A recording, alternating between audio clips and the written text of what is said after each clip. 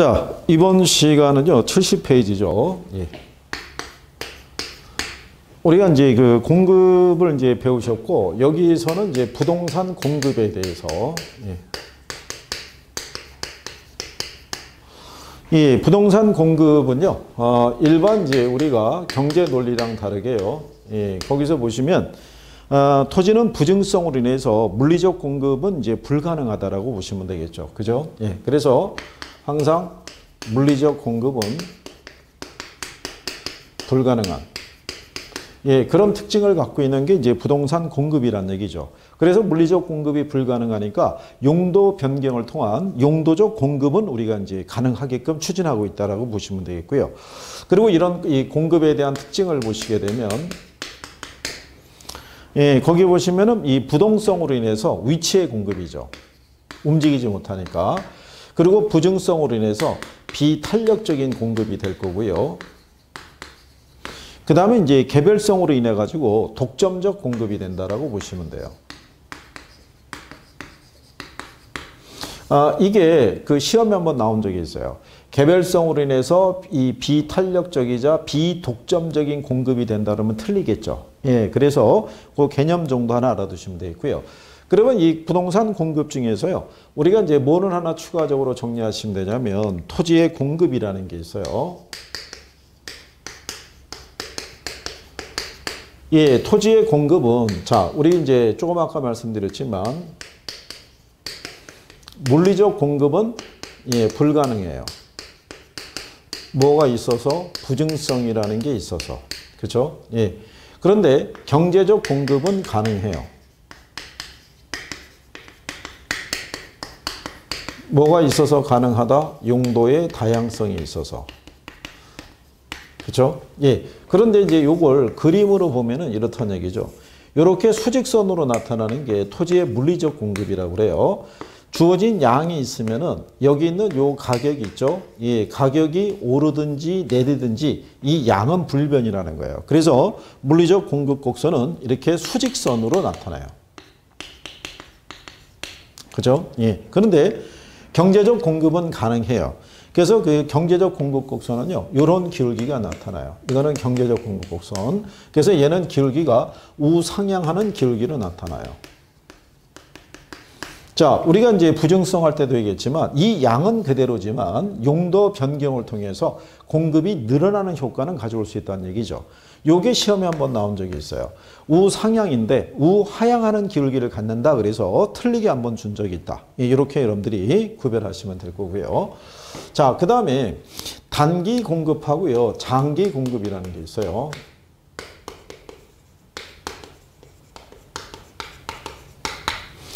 우리가 이제 이 단기라는 것은요, 생산 요소의 이동이 있죠. 예, 이게 제약을 받는 시기를 우리가 단기라고 얘기를 해요. 자, 여러분이 보시다시피 부동산 수요가 증가했다고 그래가지고 우리가 집을 바로 지을 수 있는 건 아니죠.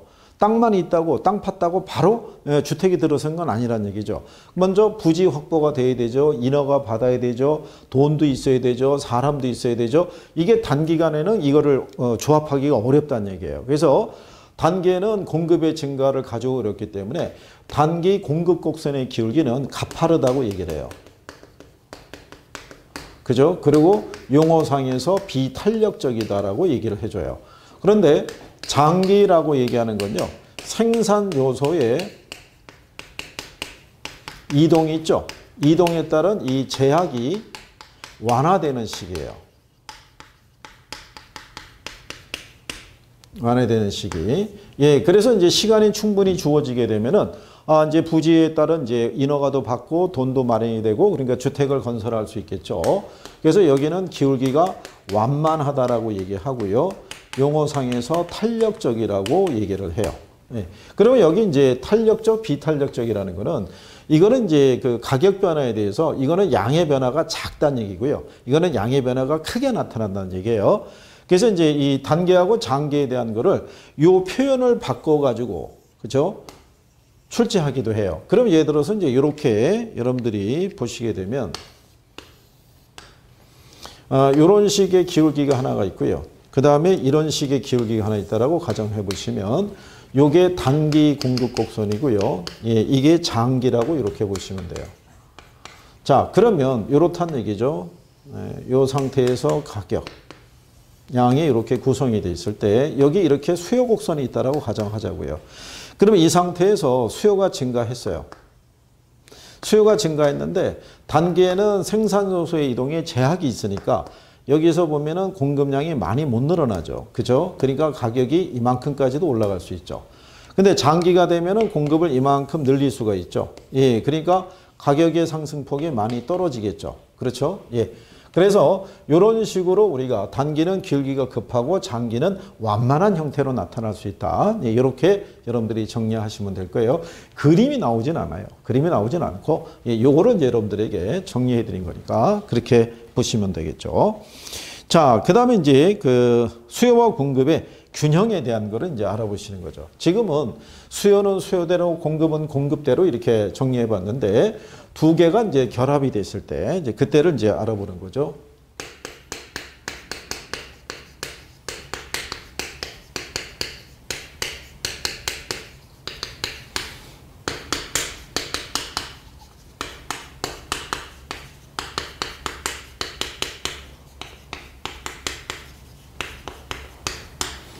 자, 수요와 공급의 균형에서 제일 먼저 이제 균형 가격과 균형 거래량에 대한 것이 나와 있어요. 그죠?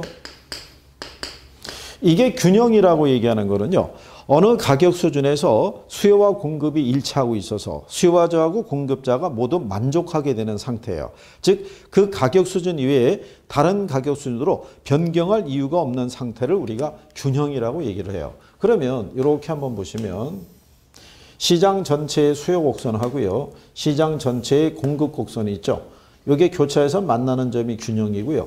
여기서 결정된 가격을 우리가 균형 가격이라고 얘기를 하고요. 여기서 결정된 양을 우리가 균형량 또는 균형 거래량이라고 그래요. 그런데 이 균형 가격 하에서는 이거 우리가 균형 가격이라고 그래요. 이 가격 하에서는 수요량하고요. 공급량이 일치하는 상태가 돼요.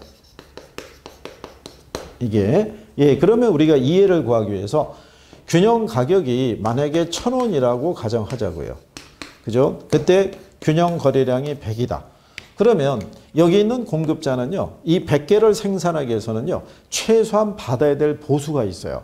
예, 그걸 우리가 이제 생산비라고도 얘기를 하는데요. 우리가 왜 장사하는 사람들이 왜 믿지고 판다는 건 다 거짓말이라고 그러죠. 본전이야. 그래도 그 본전이라는 금액 안에는 자기의 정상적인 이윤도 포함이 되어 있다는 거예요. 그래서 공급자들의 입장에서는 최소한 생산비는 충당이 돼야 되는데 생산비 안에는 생산자의 정상 이윤도 반영이 되어 있는 거예요. 그래서 이 사람들이 100개를 생산하기 위한 생산비 최소한 800원은 받아야 돼요. 그런데 시장 가격이 1,000원에서 결정이 됐다는 얘기는 생산자는 이 면적만큼 이윤을 얻겠죠. 예, 요거를 우리가 생산자 잉여라고도 얘기를 하고요. 나중에 지대론에 가게 되면 예, 이거를 경제지대 이렇게도 표현을 해요. 그리고 최소한 받아야 될 보수를 전용 수입 이렇게도 얘기를 해요. 그러면 공급자는 이 1,000원이라는 가격이 만족하는 상태가 되겠죠. 그 다음에 수요자는요. 이 상품을 소비하기 위해서 자기가 지불할 수 있는 최고 가격이 있어요. 그래서 공급자 가격은 최저 가격이라고 그래요. 최소한 이건 받아야 된다. 그죠? 근데 수요자들은 자기가 지불할 수 있는 최고 가격을 나타내는 거예요. 자, 여러분들이 이제 제과점에서 1,000원짜리 빵을 우리가 구매한다고 그랬을 때는 1,000원 이상의 효용이 있으니까 기꺼이 1,000원을 지불할 수 있는 거예요. 그러니까 여러분들은 얘를 구매하기 위해서는 1,200원까지도 지불할 의사가 있었는데 시장 가격이 1,000원에 결정이 됐으면 소비자도 요만큼의 이윤을 얻고 있다고 보겠죠. 이걸 우리가 소비자 잉여라고 얘기를 해요.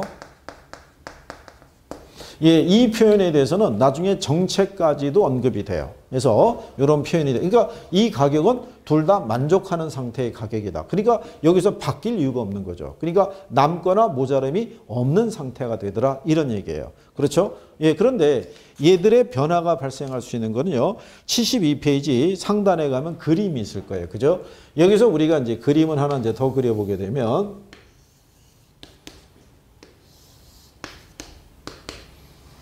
자, 우리가 이제 임의대로 균형 가격이 1,000원이고요. 거래량이 100이라고 가정하자고요.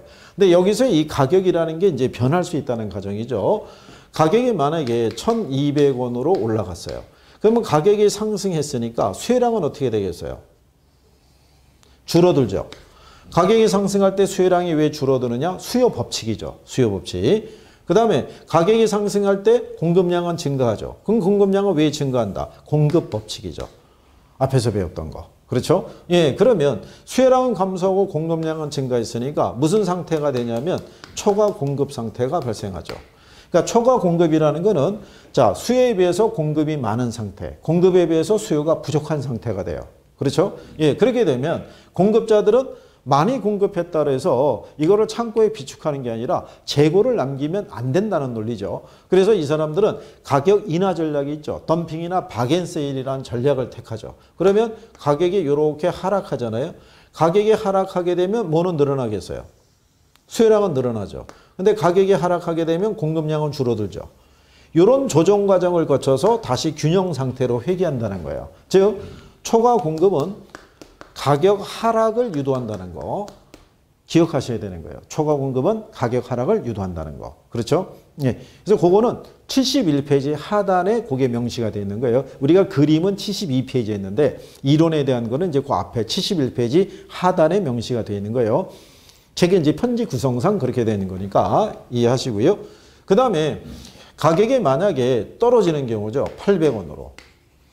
그러면 가격이 하락하게 되면 어떻게 되겠어요? 그러면 공급량은 줄어들죠. 대신에 가격이 하락했으니까 수요량은 늘어날 거란 말이죠. 그러면은 뭐가 발생하냐면 초과 수요라는 게 발생하죠.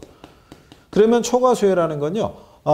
공급에 비해서 수요가 많아진 상태 또는 수요에 비해서 공급이 부족한 상태를 초과 수요라고 그래요. 그러면 수요자 간의 경쟁이 발생하죠. 그렇죠? 그러면은 가격이 어떻게 돼요? 올라가겠죠. 그러면 가격이 이렇게 올라가게 되면 공급량은 증가하겠지만 가격이 올라갔으니까 수요량은 줄어들 거 아니에요?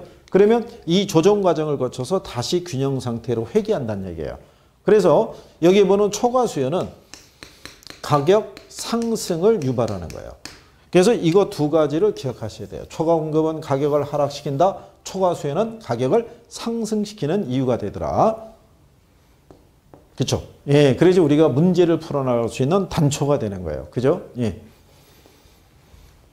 그러면 여러분들이 이렇게 나중에 인식하실 때 이런 얘기죠. 만약에 수요가 불변일 때 공급이 증가하잖아요. 그러면 얘는 그대로인데 균형 상태에서는 얘도 100이었고 공급도 100이었는데 얘가 110으로 늘었다는 얘기예요. 그러면 자, 수요에 비해서 공급이 많아지니까 무슨 상태겠어요? 초과 공급. 그러면 가격은 하락하는 그런 관계라는 거예요. 그러니까 이렇게 지문이 나왔을 때 이게 여기다 연상이 되면서 그걸 우리가 판단할 수 있어야 된다는 얘기죠. 그렇죠? 예. 그래서 이 과정은 기본적으로 정리가 되셔야 된다는 거. 그 다음에 이제 이 균형 가격하고요. 균형 거래량의 계산이라는 게 있는데요. 자, 먼저 이게 균형 가격과 균형 거래량을 계산할 때는요. 균형 가격 하에서 수요량과 공급량이 일치를 해요. 그죠? 그래서 우리가 균형 가격, 균형 거래량을 계산하려고 그러면 먼저 균형 가격이라는 것을 계산할 수 있어야 돼요. 그럴 때 우리 이제 교재상에서 보시게 되면 자, 아파트의 수요 함수가 2000-3P 이렇게 주어져 있고요. 그 다음에 공급 함수는 1500 플러스 2P로 이렇게 주어져 있어요. 그러면 이 균형 양을 계산하기 위해서는 균형 가격을 도출해야 되잖아요. 근데 균형 가격에서는 수요량과 공급량이 같아진다고요. 그러니까 둘을 나란히 연립해서 쓰는 거죠. 그러면 2000-3P는 1500 플러스 2P와 같아진다는 얘기죠. 그럴 때 여기서 우리가 정리할 때는요. 여기 보면은 요 붕하고 요 부호는 부호끼리 묶어주는데 단 여기는 마이너스 3P잖아요. 예, 그럴 때 얘가 우변으로 이항을 하게 되면 이사 간다고 생각하시면 돼요. 그러면 여기 있는 요 등호를 넘어가죠. 등호를 넘어가면서 부호가 바뀌는 거예요. 마이너스는 플러스로 바뀐다고 보시면 돼요. 그렇죠? 그러면 여기 있는 1500 있죠? 얘가 이제 그러면 좌변으로 넘어가야 되는데 여기 1500이라는 애는 요 앞에 플러스에 뭐가 생략되어 있는 거예요. 그죠? 우리가 일반적으로 1, 2, 3 이렇게 나가지 이 앞에 플러스 1, 플러스 2, 플러스 이렇게는 안 하거든요. 그러니까 플러스는 넘어가면 마이너스로 바뀌는 거예요. 그러면 식을 정리하면 이렇게 되겠죠. 2000 마이너스 넘어가니까 마이너스 1500이죠. 얘가 넘어가면 어떻게 되겠어요? 플러스로 바뀌죠. 그러면 3p 플러스 2p가 되는 거죠. 그러니까 부호는 부호끼리 여기 있는 상수는 상수끼리 묶어준다고 생각하시면 돼요. 그럼 암산으로도 익숙하면 되거든요. 그러면 여러분들이 보시면 자, 2개 더하면 5p잖아요. 2000에서 1500 빼면 500 나오잖아요. 근데 500이 5p라는 얘기는 그럼 p가 얼마냐? 그럼 양쪽을 5로 나누면 된다는 얘기죠. 그럼 얘는 약분해서 p가 될 것이고 500을 5로 나누면 100이 되겠죠. 예, 그래서 균형 가격은 100이다라고 이렇게 구해진 거예요. 그러면 얘가 구해졌으니까 균형량도 계산할 수 있죠. 그럼 어떻게 계산할 수 있다? 여기 보시면은 2000 마이너스 3p잖아요. 근데 요 3p가 얼마라고 알게 된 거예요? 100이라고. 그러면 2000에서 300을 빼면 3 곱하기 100이잖아요. 요게 이렇게 해드리면 자. 그러면 2000에서 300 빼면은 자, 수요량이 1700이라는 얘기죠. 그러면 균형 상태에서는 수요량과 공급량이 같아져야 되니까 얘도 1700이 나와야 돼요. 그죠? 근데 P가 100이었으니까 2 곱하기 100이죠. 그러면 1500에다 200 더하면 얘도 1700이죠. 그러면 균형 거래량은 1700이다. 예, 이렇게 구하는 개념이라고 생각하시면 돼요. 그죠? 그러면 나중에 이게 익숙해지신 분들은요. 이렇게 제한이 들어오게 되면 2000에서 1500 빼면 500. 더하면 5p. 500이 5p니까 p는 100이겠네. 이렇게 해서 암산으로 계산하신 분들도 있어요. 예. 근데 이제 요게 항상 자주 이렇게 인용이 되면 좋은데 이런 난이도로 대부분 나왔었어요. 근데 근래는 조금 이 수요함수, 공급함수를 구하는 게 조금 난이도가 높아졌어요. 그게 이제 하나의 맹점인 거예요. 자, 이거는 내가 할 수 있는데 막상 시험장에 들어가게 되면 내가 정리했던 거랑 전혀 다른 형태가 나오니까 대입이 안 되는 거예요. 그래서 계산이 잘 안 된다 그래서 낙담하실 필요는 없고요. 기본적인 거는 정리를 해두시되 나머지 계산에 대한 집중보다는 이론에 대한 것을 가지고 60점 이상을 맞을 수 있다. 이렇게 자신감을 가지셔도 돼요. 그래서 어쨌든 계산 과정은 이렇다라는 거를 정리를 해드린 경우고요. 예, 그 다음에 이제 그 옆에 73페이지에 보시면 균형 가격과 균형 거래량의 변화라고 또 이렇게 별표 있죠. 거기를 우리가 해보시는데 이게 지금 계산에 대한 것이 요건 이제 기본적인 거 해드린 거고요. 변화도 있을 수 있고 여러 가지가 있잖아요. 그건 이제 우리가 문제 풀이할 때 이제 한번 해보시는 거예요. 연습을 그때 이제 또 해드릴 테니까. 그리고 나중에 모의고사 문제에서도 또 계산 문제에서도 풀어보시게 되니까 기본적인 것만 이런 과정에서 도출하는구나. 이렇게만 여러분들이 생각하시면 되죠. 자, 그 다음에 이제 우리가 그 73페이지에 보시면 균형 가격과 균형 거래량의 변화에 대해서 이제 알아보시는 거죠.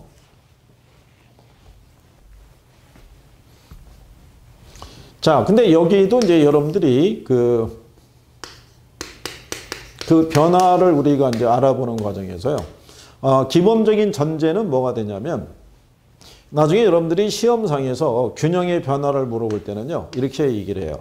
우하향하는 수요 곡선과 우상향하는 공급 곡선의 균형 상태를 가정한다라고 얘기를 해요.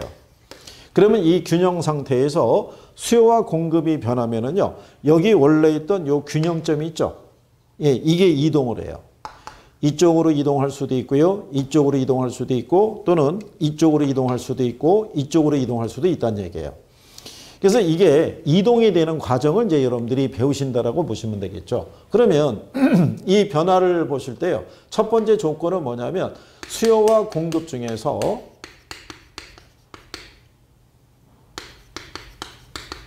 한쪽만 이동하는 경우예요. 그죠? 예, 그러면 이제 첫 번째 조건이 뭐냐면요. 공급이 불변인데 수요가 증가하거나 공급이 불변인데 수요가 감소하는 경우를 얘기하는 거예요. 그러면 이제 이때 균형 가격과 균형 거래량이 이제 어떻게 되느냐 이걸 얘기하는 거죠.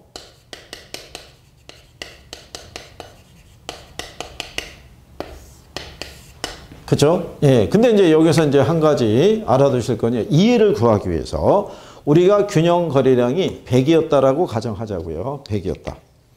그러면 100이라는 얘기는 수요도 100이고 공급도 100이었다 이런 얘기죠. 예, 균형 가격 하에서는 같으니까. 그러면 공급은 불변이라는 얘기는 공급은 그대로 100이라는 얘기예요. 근데 수요만 늘었다는 거죠. 그죠? 그러면 어떤 경우에 수요가 증가할 수 있느냐? 이런 거죠. 얘가 증가한 거예요. 소득이 증가한 거는요. 수요를 변화시키는 요인이지 공급하고는 관계가 없는 거예요. 그러니까 공급은 그대로인데 수요만, 소득이 증가해서 수요만 늘어난 거예요. 그러면 얘도 원래 100에서 110으로 늘어난 거예요. 이렇게. 그러면 공급에 비해서 수요가 많아진 상태를 우리가 뭐라고 그랬냐면 초과 수요라고 얘기한 거죠. 예, 그럼 초과 수요는 가격이 어떻게 된다? 상승한다고 얘기한 거죠. 그러면 가격은 상승하고요. 거래량은 늘어난 거죠. 수요가 증가했으니까. 그렇죠? 그럼 그걸 그림으로 보면 이렇다는 얘기예요. 이 상태에서 이렇게 수요만 증가했다는 얘기예요. 수요만. 그죠? 그러면 공급은 그대로인데 수요만 110으로 늘었거든요. 그러니까 초과 수요가 되니까 가격은 상승하더라. 이런 얘기인 거예요. 그죠? 그러니까 새로운 균형점으로 이동한 거죠. 대신에 공급이 불변일 때 수요가 증가했다는 얘기는요. 얘도 100이었고 얘도 100이었는데 소득이 감소한 거죠. 그러면 수요가 이렇게 줄어드는 거죠. 그러면 자, 공급에 비해서 수요가 부족하죠. 수요에 비해서 공급이 많아진 상태를 우리가 초과 공급이라고 그랬잖아요. 그죠? 소득이 감소했으니까 거래량은 줄어들어요. 근데 가격은 어떻게 돼요? 하락하겠죠. 네, 이거를 나타내는 거죠. 한쪽만 이동했을 때. 그죠? 그래서 이렇게. 그러니까 이 상태에서는 수요 곡선이 이렇게 가겠죠. 수요가 감소했다. 그죠? 예. 그래서 수요가 이렇게 줄어들어서 수요에 비해서 공급이 많아진 초과 공급 상태가 되니까 가격은 이렇게 하락하겠죠. 근데 이거 그림이 인용이 되냐면 인용이 되진 않아요. 이걸 갖고 여러분들이 판단하시면 돼요. 그러면 그 다음에는 자, 거꾸로 수요가 불변이래요. 수요가 불변인데 공급이 증가했대요. 그 얘기는 수요도 100이었고 공급도 100이었는데 공급이 이렇게 늘어난 거예요. 그러면 공급이 늘어나는 경우는 어떤 경우다? 그거는 생산 요소 가격이 있죠. 건축 원자재 가격이 하락한 거예요. 근데 건축 원자재 가격의 하락은 수요에는 영향을 주는 요인이 아니죠. 그러니까 공급만 변한 거예요. 그러니까 공급만 증가했으니까 거래량은 증가할 것이고요. 수요에 비해서 공급이 많아진 초과 공급이니까 가격은 하락하겠죠. 그럼 반대로 수요는 불변인데 공급이 감소한 거예요. 그죠? 자, 얘는 100인고 얘도 100이었다가 얘가 90으로 줄어든 거예요. 그러니까 공급은 건축 원자재 가격이 변한 거죠. 그렇죠? 예. 그래서 이걸 나중에 실전에서 인용을 할 때는요. 이걸 바꿔버릴 때가 있어요. 자, 균형 상태에서 건축 원자재 가격이 하락했다. 그럼 그 얘기는 수요는 그대로 있고 공급만 늘어났다. 이런 표현이에요.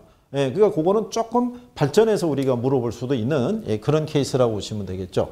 그러니까 어쨌든 간에 수요는 그대로지만 공급이 줄었잖아요. 그죠? 그럼 수요에 비해서 공급이 부족한, 그죠? 공급에 비해서 수요가 많아진 상태니까 초과 수요가 되겠죠. 그러니까 여기서 공급이 줄었으니까 거래량은 당연히 줄어들죠. 예, 근데 초과 이 수요 상태가 되니까 가격은 이렇게 상승하겠다. 이런 얘기죠. 예, 그러니까 이게 한쪽만 변화가 됐을 때 우리가 표현할 수 있는 경우죠. 이걸 우리가 수요 공급의 4원칙이라고 그래요. 얘가 기본이거든요. 얘가. 예, 그래서 우리가 여기를 기초로 해서 얘네가 동시에 같이 움직이는 거라든가 이런 거를 여기에서 우리가 도출한다고 생각하시면 돼요. 그렇죠? 예. 그래서 이제 다음 시간에 이제 저희가 이제 또 정리하실 때 뭐 하냐면 이런 거죠. 여기서 보면 얘가 이렇게 증가할 수도 있고 공급도 이렇게 증가할 수 있잖아요. 그러니까 두 개를 이렇게 묶어버리는 거예요. 한쪽만 변했는데 이번에는 두 개가 동시에 변한다는 가정이에요. 이렇게. 예, 이럴 때 균형 가격과 균형 거래량이 어떻게 변화가 되느냐. 그렇죠? 예. 그럼 여러분들이 한번 생각해 보세요. 가격이 어떻게 되겠냐는 거죠. 자, 근데 한 가지 알아두실 거는 자, 가격 있죠? 이 가격의 변화는 가격이 상승하거나 가격이 하락하거나 또는 불변이거나 이렇게 세 가지 형태로 표현할 수 있어요. 그죠? 가격이 상승할 때는 초과 수요 상태고요. 가격이 하락할 때는 초과 공급 상태예요. 불변이라는 얘기는 수요하고 공급의 움직임이 같다는 얘기거든요. 그럼 여기 한번 봐보시면 수요도 증가하고 공급도 증가했죠. 그죠? 가격이 어떻게 될 것 같으세요? 가격이. 알 수가 없죠. 왜 알 수가 없다? 가격이 상승할 것인지 하락할 것인지 변화가 없는지를 이 조건에서는 알 수가 없죠. 둘 다 우리가 확인할 수 있는 거는 얘도 증가했고 얘도 증가했다는 거는 그건 불변의 사실이에요. 근데 어느 게 더 많이 증가했다는 게 표시가 없죠. 그렇죠? 그러니까 초과 소요 상태인지 초과 공급 상태인지 불변인 상태인지를 우리가 확인할 수 없어요. 거기에 관한 데이터를 줘야지만 우리가 확인할 수 있다는 얘기죠. 그렇죠? 예, 그러니까 그런 것들을 처음에 여러분들이 염두를 잘 두셔서 정리하시면 되겠고요. 그 다음에 또 하나 알아두실 거는요. 이 가격이라는 거는 변하게 되는데 수요가 변해도 가격은 변하고요. 공급이 변해도 가격은 변하는데 이 가격은 수요가 변할 때는 같은 방향으로 가요. 근데 공급이 변할 때는 반대 방향으로 움직인다고 보시면 돼요. 그러니까 예를 들어서 수요가 증가하면 가격은 상승해요. 근데 공급이 증가하면 가격은 하락해요.